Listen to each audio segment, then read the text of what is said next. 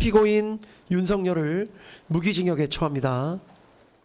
내란 우두머리 혐의로 재판에 넘겨진 윤석열 전 대통령에게 법원이 무기징역형을 선고했습니다. 지난 2024년 12월 3일 비상계엄이 선포된 지 443일 만입니다. 지기현 재판장이 이끄는 재판부는 12.3 비상계엄 선포가 헌법상 국가기관을 마비시키는 국헌문란의 목적이 있었다고 밝혔습니다. 국회로 군대를 보내서 국회의사당을 봉쇄하고 국회가 상당 기간 그 기능을 제대로 하지 못하게 만들려는 목적이 있었다고 보기에 충분하다는 것입니다. 그러면서 계엄이 대통령 권리 중 하나라는 윤 전 대통령 측 주장을 인정하지 않고 대통령이 선포한 계엄도 내란이 될 수 있다며 무기징역을 선고한 이유를 밝혔습니다. 또 재판부는 윤 전 대통령이 범행을 직접 주도적으로 계획했다고도 강조했습니다. 윤 전 대통령의 1심 선고는 전직 대통령으로선 세 번째로 생중계돼 전 국민이 실시간으로 지켜봤습니다. 재판부는 선고 초반부터 12.3 비상계엄 사태의 핵심은 국회에 군을 보낸 것이란 점을 강조했습니다. 이 사건 사실관계의 가장 핵심은 이 법원이 판단한 핵심은 군을 국회로 보낸 것입니다. 헌법기관인 국회에 군을 보낸 것 자체가 폭동으로 볼 수 있다는 겁니다. 재판부는 12.3 비상계엄을 내란이라고 판단했습니다. 국헌문란의 목적이 있었던 점과 폭동이라는 점 모두 인정한 겁니다. 국회 봉쇄, 정치인 체포조 운영 등 쟁점이 됐던 사실관계를 두고 재판부는 사실이라고 인정하면서 폭동의 근거가 된다고 설명했습니다. 윤석열 전 대통령과 김용현 전 국방부 장관 등이 계엄을 사전 모의하고 실행한 공범이란 점도 인정됐습니다. 집합범으로서의 내란죄가 성립합니다. 그리고 맡은 역할에 따라서 피고인 윤석열은 내란 우두머리죄. 재판부는 사회적 피해가 상당히 크다며 내란죄가 중대한 범죄란 점을 재차 강조했습니다. 그런데 윤 전 대통령이 반성하는 태도를 보이지 않았다고 지적하며 무기징역을 선고한 이유를 밝혔습니다. 막대한 사회적 비용이 초래됐고 피고인이 그 부분에 대해서 사과의 뜻을 내비치는 모습을 찾아보기 힘듭니다. 윤 전 대통령 측은 선고 직후 끝까지 싸우겠다며 항소하겠다는 의사를 내비쳤습니다. 여느 때처럼 남색 정장에 노타이 셔츠 차림으로 재판정에 입장한 윤석열 전 대통령. 피고인들 출석 확인하겠습니다. 먼저 윤석열 피고인 들어오시게 하시죠. 피고인석에 앉은 윤 전 대통령은 변호인에게 말을 걸더니 잠시 웃음을 보이기도 했습니다. 하지만 이후 재판이 시작되자 시종일관 무표정으로 덤덤하게 자리를 지켰습니다. 앞서 내란 특검팀의 사형 구형 때 헛웃음을 짓는 등 여유로운 모습을 보였던 것과는 대조적입니다. 실제 선고가 내려지는 순간에는 약간 긴장한 듯한 모습을 보였고 무기징역 선고 순간에도 아무런 표정 변화 없이 눈만 깜빡거리며 재판부 쪽만 응시했습니다. 윤 전 대통령은 재판이 모두 끝나고 변호인들과는 웃으며 인사를 하고 자리를 떴습니다. 또 무기징역 선고 이후 방청석에서는 대통령님 힘내세요라는 응원 목소리와 국민한테 사과하라는 비난 목소리가 함께 터져나왔습니다. 저는 사람에 충성하지 않기 때문에 이른바 충성 발언으로 강직한 검사 이미지를 각인시킨 윤석열 전 대통령. 박근혜 정부 시절 좌천과 외압 논란을 겪었지만 정권 교체와 함께 전환점을 맞습니다. 5기수를 건너뛴 파격 인사. 서울중앙지검 검사장 윤석열. 갑자기 이렇게 좀 너무 벅찬 직책을 맡게 돼가지고 이후 두 전직 대통령에 대한 적폐청산 수사를 이끌며 검찰총장에 올랐지만 조국 전 장관에 대한 수사와 추미애 당시 법무부 장관과의 갈등 속에 밀월 관계는 오래가지 않았습니다. 검찰총장은 법무부 장관의 부하가 아닙니다. 검찰총장 사퇴 후 곧바로 정계에 뛰어들어 대선에 출마했고 득표율 0.73%포인트 차이로 대통령에 당선됩니다. 대통령으로서의 직책을 성실히 수행할 것을 국민 앞에 엄숙히 선서합니다. 한때 미국 방문 만찬장에서 노래를 부르며 외교 행보로 주목받기도 했지만 Long, long time ago. 군을 중심으로 한 제한된 인사들과의 소통 속에 결국 돌이킬 수 없는 선택을 하게 됐습니다. 자유 헌정 질서를 지키기 위해 비상계엄을 선포합니다. 재판부는 김용현 전 장관이 윤석열 전 대통령의 비성적 결심을 옆에서 조장했다고 꼬집었습니다. 김용현 장관이 어쨌든 관저에 와서 대국민 담화문 작성해오고 또 포고령 만들어 왔습니다. 거의 고치지 않았습니다. 윤석열 전 대통령의 고등학교 1년 선배인 김용현 전 국방부 장관. 재판부는 김용현 전 국방부 장관이 비상계엄 계획과 실행의 핵심 역할을 맡았다고 판단해 징역 30년을 선고했습니다. 김 전 장관이 국회와 중앙선거관리위원회 등에 군을 투입하는 계획을 세우고 별도의 부정선거 수사 계획까지 마련한 것으로 판단했습니다. 다만 재판부는 군의 물리력 사용을 자제하려 한 점과 계획 대부분이 실행에 옮겨지지 못한 점은 유리한 양형 사정으로 참작됐다고 설명했습니다. 앞서 특검은 김 전 장관에 대해 비상계엄 선포문과 포고령 등 핵심 문건 작성에 관여한 당사자로 보고 무기징역을 구형했습니다. 김 전 장관의 최측근이자 비상계엄 계획을 함께 세운 노상원 전 국군정보사령관에게는 징역 18년이 선고됐습니다. 조지호 전 경찰청장 등 다른 피고인들에게도 각각 징역형이 선고됐고 김용군 전 헌병대장과 윤승영 전 수사기획조정관 등 2명의 피고인에게는 무죄가 선고됐습니다. 윤석열 전 대통령에게 무기징역 선고가 내려지자 전 세계 주요 외신도 주목했습니다. AP통신은 윤 전 대통령이 야권을 탄압하려는 비상계엄으로 무기징역을 선고받았다며 실시간 속보를 타전했습니다. 로이터 통신은 선고 결과를 짧게 전한 뒤 별도의 해설 기사를 내 비상계엄으로 정적을 박살낼 수 있다는 믿음 탓에 윤 전 대통령 자신이 희생자가 됐다고 분석했습니다. 이번 판결을 한국 정치사의 중대 전환점으로 평가하는 보도도 이어졌습니다. CNN 방송은 계엄령 선포가 수십 년간 쌓아온 한국의 민주주의를 위협했다고 전했습니다. 이어 윤 전 대통령의 무기징역 선고는 한국 최대 정치 위기 중 한 달락을 매듭짓는 사건이라고 짚었습니다. 영국 BBC도 우리 시간으로 선고가 시작되기 2시간 전인 오후 1시부터 관련 속보를 타전했습니다. 특히 BBC는 법원 밖에서 윤 전 대통령의 지지자들이 항의 시위를 벌이는 모습을 조명하며 이번 사태가 한국 사회를 양극화시켰다고 평가했습니다. 이웃 나라인 일본과 중국의 관심도 높았습니다. 일본 NTV 등 주요 방송사는 선고가 진행되는 법원 주변을 생중계했고 중국 중앙TV는 법원이 윤 전 대통령의 비상계엄 선포가 한국의 신용도를 크게 해쳤다고 봤다고 전했습니다. 일부 외신은 재판부가 선고한 형량이 특검이 구형한 사형에 미치지 못했다며 한국이 1997년 이후 사형 집행을 하지 않고 있다는 점도 다뤘습니다. 윤석열 전 대통령에 대한 내란 우두머리 선고를 1시간 앞두고 서초동 곳곳에 긴장감이 감돕니다. 선고가 진행되는 서울중앙지방법원을 사이에 두고 진보단체 측과 윤 전 대통령 지지자 측이 동시에 집회를 열었기 때문입니다. 진보단체는 사형이 선고돼야 한다며 목소리를 높였고 내란 속에 윤석열에게 사형을 선고하라! 윤 전 대통령의 지지자들은 손팻말과 태극기를 들고 무죄를 주장했습니다.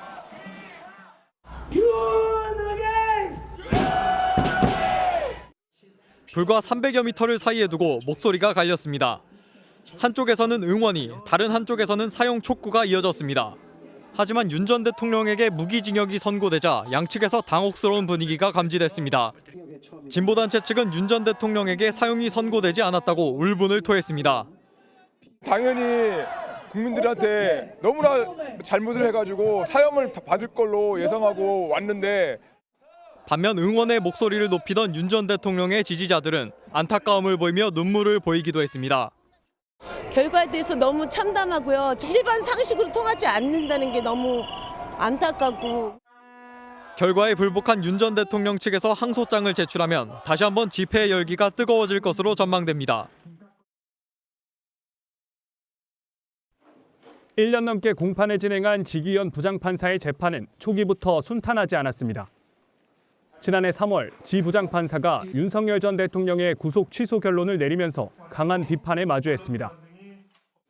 내란 속의 윤석열에 대한 구속 취소 청구를 받아들인 것에 유감을 표합니다.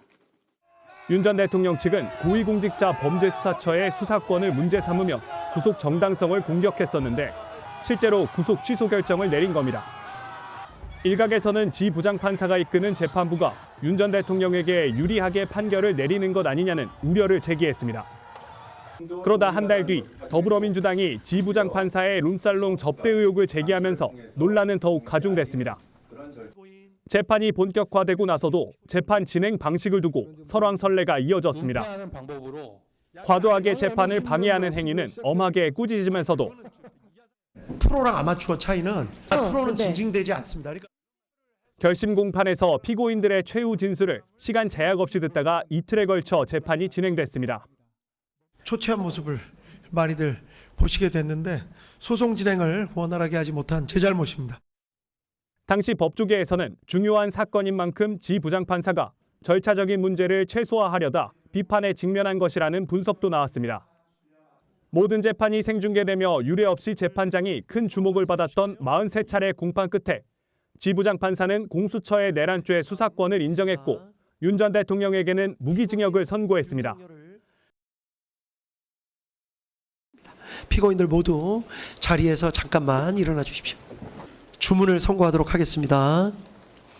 피고인 윤석열 무기징역, 피고인 김용현 징역 30년, 피고인 노상원 징역 18년, 피고인 조지호 징역 12년, 피고인 김봉식 징역 10년, 피고인 목현태 징역 3년, 피고인 김용군, 피고인 윤승영은 강부죄. 대통령 이 선고를 앞두고 한참 전부터 사실 뭐 사형이냐 무기징역이냐 이런 관심 많이 모아졌는데 특검은 사형을 구형했었고요. 1심 법원이 결국 무기징역을 내렸습니다. 허주연 변호사님. 그렇습니다. 특검은 사형을 구형했고 1심 법원에서는 사형이 아닌 무기징역형을 내란 우두머리 혐의를 받는 윤석열 전 대통령에게 선고를 내렸습니다. 오늘 재판부에서는 12상 비상계엄이 윤 전 대통령의 주장처럼 국가 긴급권의 행사로서 정당한 대통령의 권한 행사 범위에 속하는 비상계엄 선포가 아니라 국헌 문란 목적의 내란 행위였다 이렇게 판단을 했습니다. 가장 중요한 구별 표지로 군이 국회에 들어갔다는 점을 여러 번 강조를 했거든요.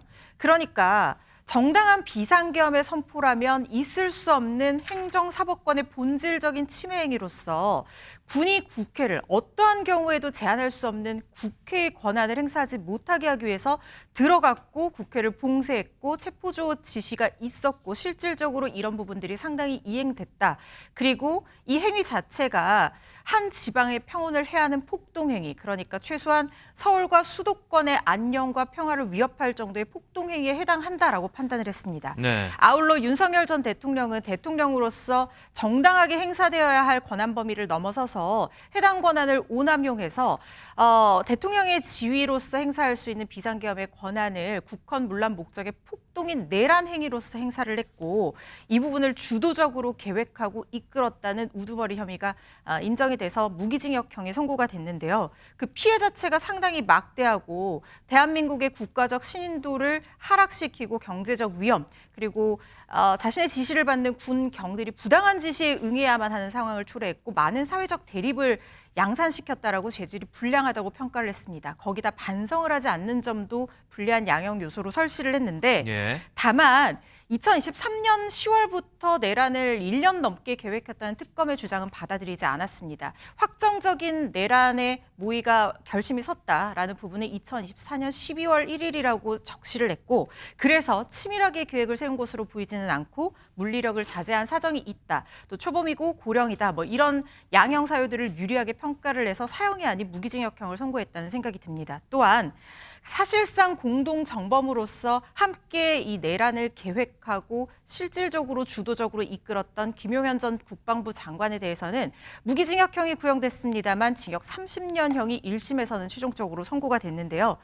윤석열 전 대통령에게 비현실적인 비상계엄 내란이라는 목표를 마음속에 불러일으키게끔 중요한 역할을 했고 주도적으로 준비를 했다라는 점이 불리한 양형 요소로 판단이 됐습니다. 정말 이 선고 결과도 선고 결과대로 주목을 받지만 이렇게 최근 들어 이 생중계를 허가함으로써 법원의 선고 공판들이 생중계되고 있잖아요. 그럴 때마다 피고인들의 표정에도 좀 저희가 관심을 가지게 되는데요.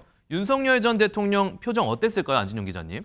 일단 이날 윤 전 대통령은 정장 차림의 수영번호 361체 명찰을 달고 들어왔습니다. 네. 처음엔 다소 좀 여유롭게 지지자들을 바라보기도 했지만 선고가 시작되자 굳은 표정으로 정면을 응시했습니다. 특히 고위공직자 범죄수사처에 대한 내란죄 수사권이 있다고 판사가 얘기를 할 때는 마른 침을 삼키고 하늘을 쳐다보는 모습도 포착됐습니다. 아하. 또한 목이 타는 듯 헛기침을 하면서 입술 안쪽을 잘근잘근 씹는 긴장한 모습까지 보여줬습니다. 네. 또한 윤 대통령이 국회에 군경을 투입한 것은 폭동행위에 해당된다는 판단 대목에서는 잠시 한숨을 쉬면서 하늘을 바라보기도 했습니다. 특히 무기징역이 선고될 때는 고개를 연신 좌우로 흔들기도 했고요. 이후에는 정면을 바라보면서 표정 없이 앉아 있었습니다. 이때 방청석에서는 허하는 소리와 함께 헛웃음이 터져나오기도 했죠. 자, 선고를 마친 후에는 윤 전 대통령은 김홍일 변호사 등 변호인단과 짧게 이야기를 나누면서 웃음을 보이기도 했었고요. 지지대를 향해서 살짝 미소를 지었지만 이내 웃음을 거두고 다시 구속 피고인 대기실로 들어갔습니다. 자, 이때 윤 전 대통령의 이런 웃음도 지었지만 이게 과연 판결이 마음에 든다는 웃음이었을까요? 윤 전 대통령 측 변호인단 바로 기자들 앞에 섰는데요. 내용 한번 들어보시죠. 손바닥으로 하늘을 가릴 수는 없습니다. 명백히 드러난 진실과 우리 헌법과 형사소송에서 정한 법리와 증거 법칙이 무시되는 이런 재판은 왜 했습니까? 향후 항소를 해야 할지 이런 형사소송 절차를 계속 참여를 해야 될지 회의가 듭니다. 이 부분은 대통령과도 상의를 드리고 변호인들끼리도 논의를 해봐야 될 것 같습니다. 항소를 할지 말지 결정을 안 했다고는 하지만 저렇게 지금 마음에 안 드는 상황에서 항소를 안 하기는 어려워 보이고요. 특검은 또 어떻게 할까요, 김민호 변호사님? 사실 이 사건 1심 판결은 윤석열 전 대통령 측은 물론이고 특검 역시 항소를 할 수밖에 없는 사건이고요. 네. 윤석열 전 대통령 측은 항소를 통해서 내란죄 성립 여부부터 다툴 것으로 예상하고 있습니다. 사실 오일이나 법리 오해 주장할 것으로 예상되고요. 특검 측도 애초에 이제 구형량이 한참 미치지 못하는 판결이 선고가 됐고, 그리고 재판 과정에서 윤석열 전 대통령 측이 이제 책임을 인정하지 않는 태도를 보였거든요. 그리고 1심 재판부에서 인정한 윤석열 전 대통령 측의 유리하게 본 일부 양형 사유들에 대해서도 납득하기 어려운 부분이 분명히 있고 일부 피고인들에게는 무죄마저 선고된 사안이기 때문에 특검은 당연히 항소를 할 것으로 예상하고 있습니다. 네. 오늘 이 판결에 대해 당연히 정치권에서도 각계각층 목소리 나왔겠죠. 들어보고 가시죠. 윤석열 전 대통령은 이제라도 잘못을 뉘우치고 국민께 진심으로 사죄하기 바랍니다. 이 내란이 실패한 것이 감경의 사유가 된 점, 내란 실패의 원인이 준비가 제대로 되지 못해서가 아니라 국회와 국민이 힘을 합쳐 저항하고 막았기 때문입니다. 그런 점에서 아쉬운 판결이라고 생각합니다. 지기현 재판부가 이런 판결을 내린 거에 대해서 매우 유감스럽게 생각합니다. 오늘 선고는 맨몸으로 12.3 비상계엄에 맞섰던 국민과 민주주의를 지켜낸 빛의 혁명을 애써 외면한 판결입니다. 내란 세력의 엄중한 심판을 내리라는 국민의 준엄한 명령은 끝내 외면당했습니다. 들어보셨지만 아무래도 가장 궁금한 건 국민의힘 측 입장이긴 합니다. 지금 막 송원석 국민의힘 원내대표는 책임을 통감하고 국민 여러분께 송구하다는 짧은 입장 낸 걸로 지금 파악이 됐는데 장동혁 국민의힘 대표 입장 발표하냐도 지금 관심 모이고 있죠, 김현주 평론가님. 네, 제가 방금 전까지 확인한 바로는 장동혁 대표의 경우에는 아직 특별한 입장을 내지 않고 침묵하는 것으로 알려져 있습니다. 아직은. 그렇습니다. 원내대표가 입장 발표한 걸로 봐서는 그것으로 대신하겠다는 뜻이 아닐까라고 해석이 되는데요. 이 한 정당에서 배출할 수 있는 최고위직 선출직 공무원이라는 신분입니다. 대통령은. 그 대통령이 위법한 계엄령을 선포함으로써 내란 우두머리 혐의로 1심에서 무기징역이라는 엄중한 형을 선고받았습니다. 이렇다고 하면은 당 대표는 책임 정치를 구현한다는 차원에서 반드시 그 입장을 표명해야 할 것인데 그동안의 입장을 보자면은 이전과 달라진 것이 없다. 내지는 어제 또 한 종편에 출연해서는 절연보다는 전환이다라는 입장을 낸 바 있습니다. 이걸 국민 눈높이에 맞는 행보라고 할 수 있을까요? 한동훈 전 대표의 경우에도 방금 전 페이스북 메시지를 통해서 반드시 절연해야 하고 책임을 회피해서는 안 된다라고 밝혔고 대안과 미래 소속 국회의원들 역시도 절연을 촉구하고 나섰습니다. 장동혁 대표의 책임 있는 일성이 나오기를 기대하겠습니다.